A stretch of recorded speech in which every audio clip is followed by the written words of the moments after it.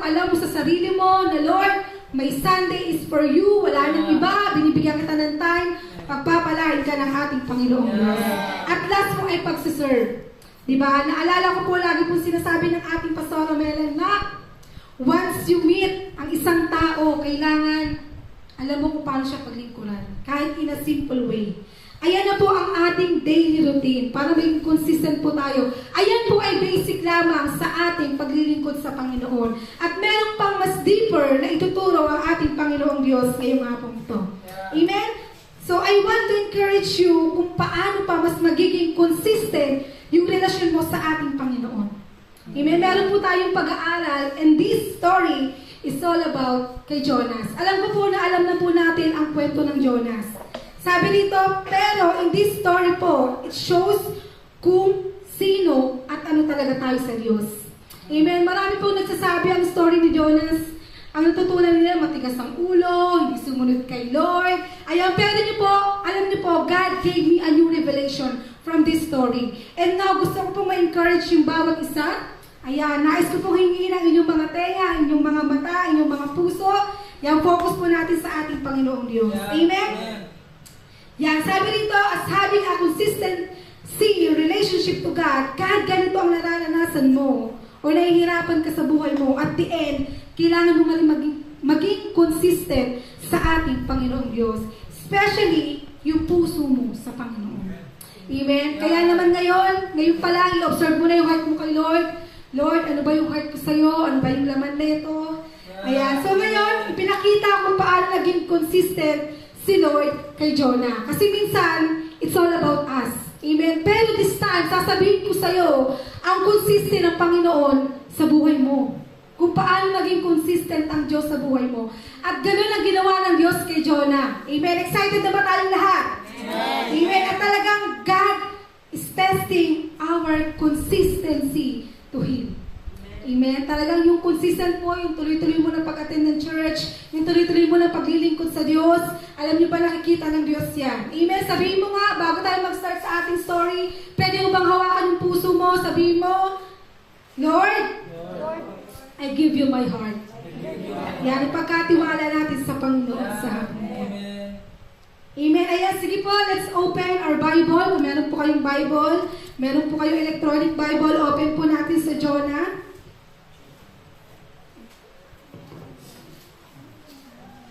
Ayan, tayo po ay magbubulay-bulay. Ayan, some of you already know the story, pero ito po ang pangungusap ng Diyos. Basahin po natin sa Jonah 1 verse 1 to 6. Sabi dito, ang aklat na ito ay naglalaman ng mensahe ni Yahweh sa pamamagitan ni Jonas na anak ni Amittai. Isang araw, sinabi sa kanya ni Yahweh, pumunta ka sa Ninive, na isang malaking lungsod, at sabihin mo sa mga taga-roon na umabot na sa aking kaalaman ang kanilang kasalanan. Sa halip, sumunod, ipinasya ni Jonas na takasan si Yahweh. Alam niyo po, hindi siya pumunta ng Ninive. Amen? Pumunta po siya ng dakong Tarsis. Sumakay po siya ng isang barko. Ayan, at siya po ay pumunta ng Tarsis. Ngunit nang sila'y nasa laot na, nagpadala si Yahweh ng isang malakas na bagyo. Amen? Alam niyo po, sa umpisa pala ng story, there's a battle. Meron na agad battle. Amen? Nagpadala agad ng Diyos ng isang malakas na bagyo. Kaya't halos nawasak ang barko. Dahil dito, labis na natakot ang mga tripulante, kaya silang lahat ay humingi ng tulong sa kanilang Diyos. Pagkatapos, inuhulog nila sa dagat ang mga kargamento para gumana sa sasakyan. Samantala si Jonas ay nahimbing na natutulog sa isang sulok sa ibang palapag na barko. Amen? Ito po yung unang-unang gusto kong malaman nyo.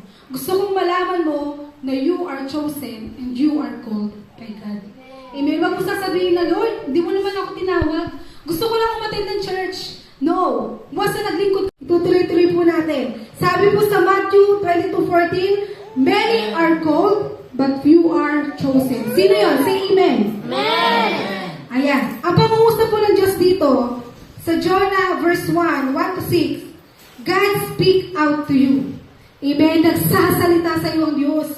May pinapagawa sa iyo ang Diyos. May inutos sa iyo ang Panginoon. May mission ka sa mundong ito. Amen.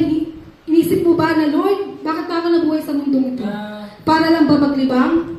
Para lang ba magsayang ng pera? No. God created you for Him. At tinawag ka ng Diyos at pinili ka ng Panginoon. Kagaya ni Jonah, pinili siya at tinawag siya ng Diyos at may pinapagawa sa kanya ang Diyos. Amen? Sabi mo sa katabi mo, hindi na tayo makakatakas sa Panginoon. Amen? Alam niyo po, God will make a way para lalo ka mapalapit sa Diyos. Amen? Sabi dito, God brings giants in our life. Amen? Whether you like it or not, talagang magkakaroon tayo ng problema. Lalo na kapag tinawag ka ng Diyos. Amen? Lalo na kung nagsisimula ka paglingkod sa Panginoon. Diyan ang maraming battle. Amen? The more na nilift up ka ng Diyos, the more na pinapalago ka ng Diyos, ganun naman din ang pasok ng kaaway sa buhay mo. Amen? Kaya nga sa story, una pa lang sa verse 4 pa lang meron na agad bagyo. Amen? Pero sabi dito, kasing laki man ng barko ang problema mo, tandaan mo, mas malaki pa sa dagat ang Diyos na meron tayo. Amen?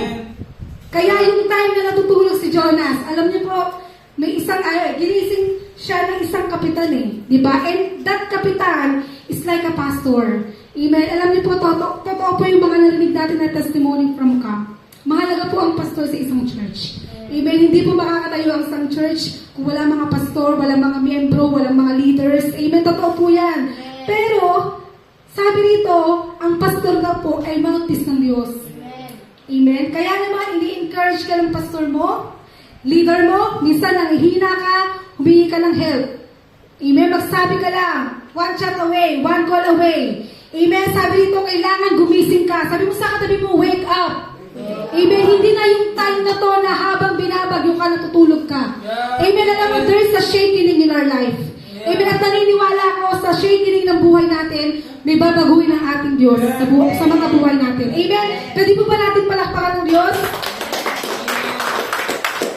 Amen? Sabi mo sa katabi mo, kailangan may gawin ka. Amen? Alam niyo po, paano yung pumalalagpasan ng problema? Kung hindi mo hakbangan, kung patulog-tulog ka, kagaya ni Jonas, patulog-tulog siya at hindi alam ng mga nakasakay doon na siya pala ang dahilan kung bakit bumagyo. Amen? Kaya wag mong tulugan ng problema. Sabi mo sa katabi mo, wag mong tulugan. Amen? Harapin mo. Amen?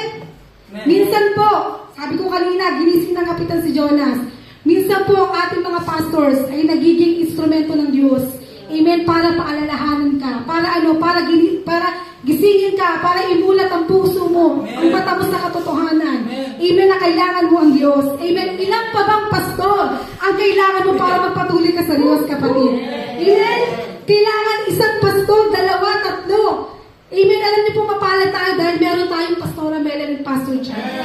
Amen? One of the best pastor I ever known. Sa aming buhay pong mag-asawa. Talagang ginamit po sila ng ating Diyos. At syempre po, may pinagkatiwala rin po ang Diyos sa ibang mga pastors. Nandito po kaming lahat. Amen? Kami mga pastor, gusto po namin malaman ninyo. Amen? Nasa tuwing kami po ay nag-encourage sa inyo, yun po ay kalakasan din namin. Amen? Kaya naman sabihin mo sa katabi mo, magpatulong ka, kapatid. Magpatulong tayo sa ating mga pastors. Mahalaga po yun. Alam niyo po, kapag wala po kayong mentor in life,